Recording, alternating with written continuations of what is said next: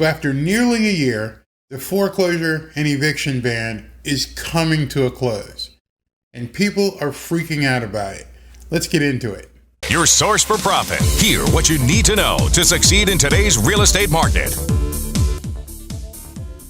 Hey everybody, there's been a lot of anticipation waiting for the July 31st end of the CDC Eviction and Foreclosure Moratorium. It's now upon us. Today is July 29th at 6:30 p.m. when I'm making this video, and there's 2 days left before this thing expires, and what many perceive to be a ton of evictions are going to set loose. You know, everybody had to have seen this coming. The free ride was going to end. It was inevitable that this would eventually have to end. The Supreme Court said it. They said they were not going to continue beyond July 31st. I don't know what people were shocked at, that in 2 days evictions were going to begin again. It's unfortunate for a lot of people, but you still should have known that when the music stops and you don't have a chair, you're going to be in trouble. So everybody scrambled today. All over the place. Congress, the White House, nobody knew what was going on. So the White House today was calling on Congress to extend the expiring eviction ban. The problem with that is you can't. You can't extend it. The Supreme Court already said this thing is done. It's over. It's not going to be an extension. The only way that this would afford people protection is if Congress went ahead and created a new law. They had to legislate it. They had to agree to put it into law, get it through the House and Senate and to Biden's desk. So why did they wait all this time to even try? It's never going to pass. You got the weekend, people. Sheriffs aren't going to work on the weekend. You've got Friday, Saturday, Sunday, depending on where the lawyers file and how things go and what the backlog is going to be. You may have 4 or 5 days, but it's coming at you. The train is coming. It's been coming.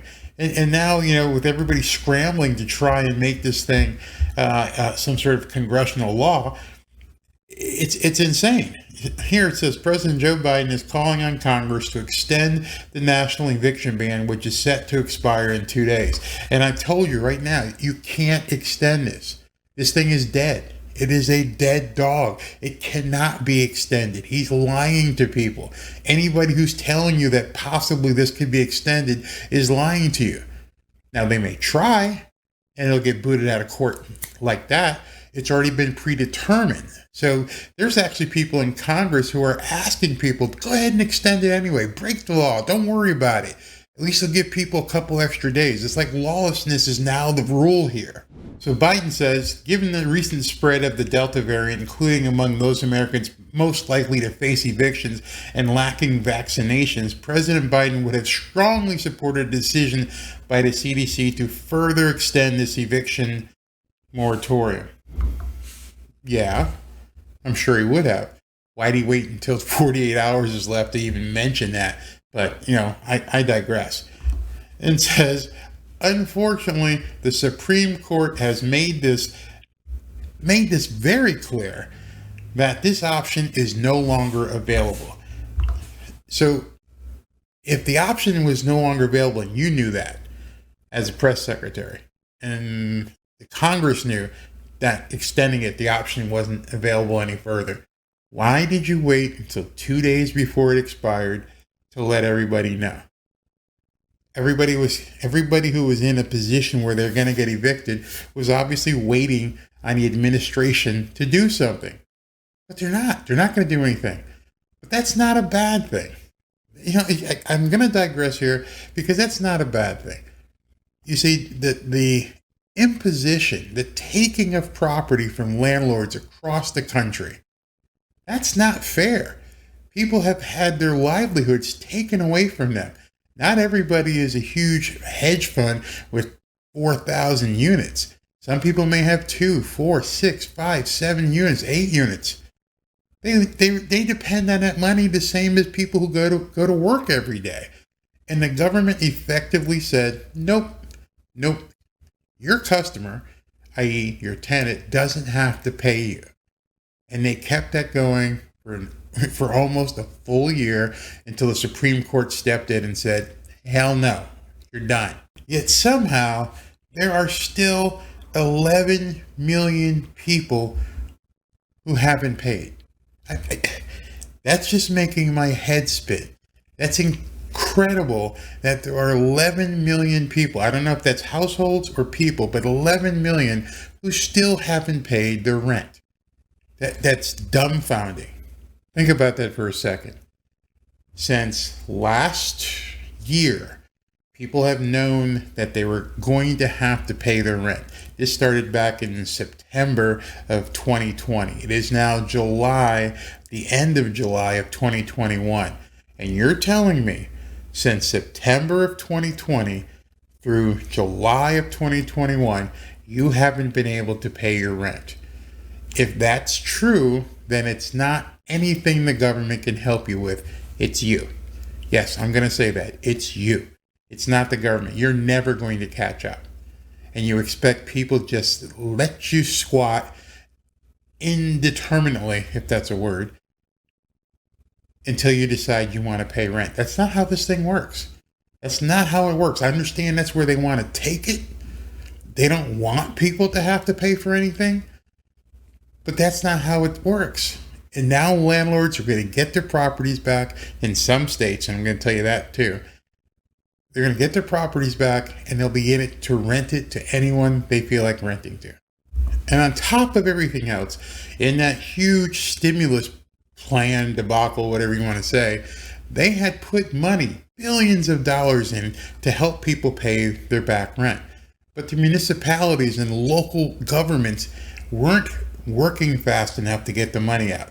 So on Thursday, they said, we urge states and localities which long ago received emergency rental assistance to accelerate their efforts to disperse these funds given the imminent ending of the CDC Eviction Moratorium.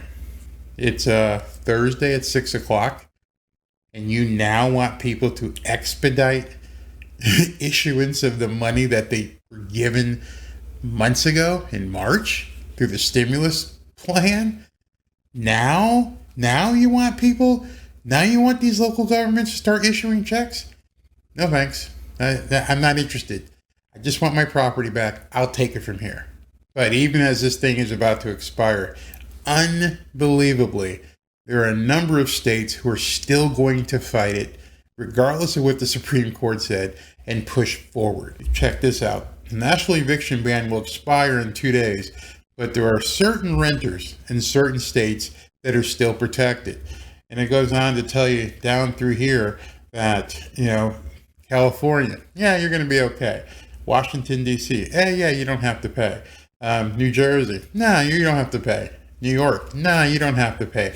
Can you believe that even when this thing expires, there are a number of states, as you just saw, that are still going to require people, or actually require landlords not to enforce evictions, that people still get to stay for free. It's insane. It's absolutely insane. So now we see that 4 states, Massachusetts, Nevada, New York, and Oregon, are temporarily banning evictions against those with a pending rental assistance application. What the hell are these people thinking? So you just have to apply for rental assistance, given, that you only have 2 days, and all of a sudden, you're fine. You don't have to pay any rent. Meanwhile, your landlord's looking around like, where's my check coming from? Where's my income? Where's my revenue? I bought this property as an investment. What am I supposed to do now that these people can continue to sit here and squat? They're talking about making this thing go through December 31st in some of these states. Is there any wonder why people are flocking to South Florida? Flocking to a place where things are going to be free. I don't mean free loading. I mean free in terms of being able to conduct your business, being able to live your life, being able to get the boot of the government off of your neck. That's amazing. How this thing turns out for most people, I don't know. But I do know here in South Florida, actually the entire state of Florida, Ron DeSantis is going to make sure that landlords get their properties back. Well, the countdown is on. We're going to see what happens. We've got, 2 or 3 days, probably by Monday or Tuesday, we're going to know how many people, especially here in South Florida, are displaced. That's unfortunate. I understand. The government, instead of running around doing all these crazy things, maybe should have got the money into the hands of the landlords quicker. Maybe they should have set a voucher system up so that people could pay their rent and pay market rate rents, not some discounted Section 8 type rent. But if a house is going for $3,500 a month because the market dictates that here in South Florida, then cover that rent. Make sure the landlord's made whole. But you waited an entire year almost to try and make something happen, and you failed. Now it's time for the landlords to get back on their feet. However, if you're a landlord and you need to get out of your property, please, by all means, text me. I'd love to talk to you about purchasing it. It's going to be a wild 3 or 4 days, maybe another week or two. If you can hold on, fine. If not, send me a text and I'll make you an offer. Let's see how this thing plays out over the next week or so. And be ready, people. It's about to get bumpy. The ride is going to get bumpy, but it's going to be fun for some of us. Talk to you guys soon.